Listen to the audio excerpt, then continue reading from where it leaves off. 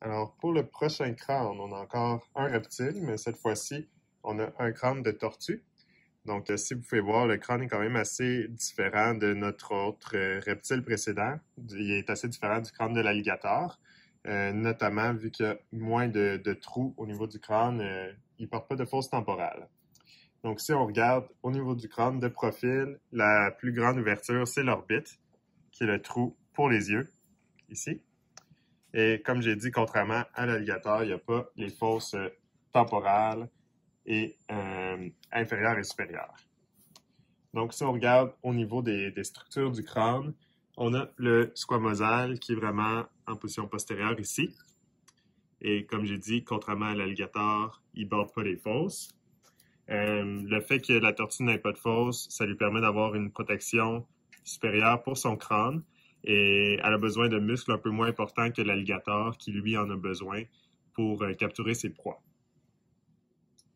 Donc, si on regarde un peu aussi via l'intérieur, donc on peut voir la section ici qui est l'espace pour l'encéphale. Donc, c'est le trou où la tortue aurait son petit cerveau.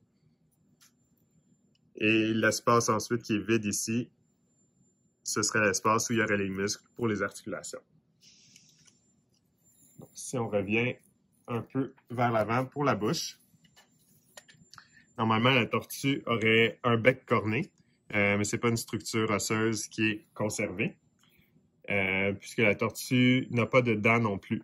Donc, pour s'alimenter, elle va plutôt utiliser le bec corné, qui serait supporté sur la mâchoire inférieure, qui est l'os du dentaire ici. Donc, c'est tout l'os du bas de la mâchoire inférieure.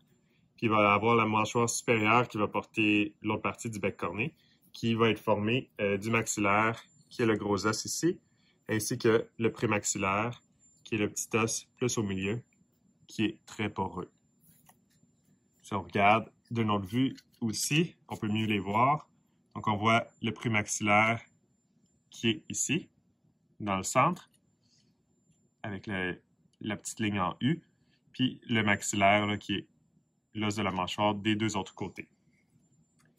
Ensuite de ça, pour l'articulation de la mâchoire qui se fait ici, c'est les mêmes os que le crocodile, donc que l'alligator, pardon.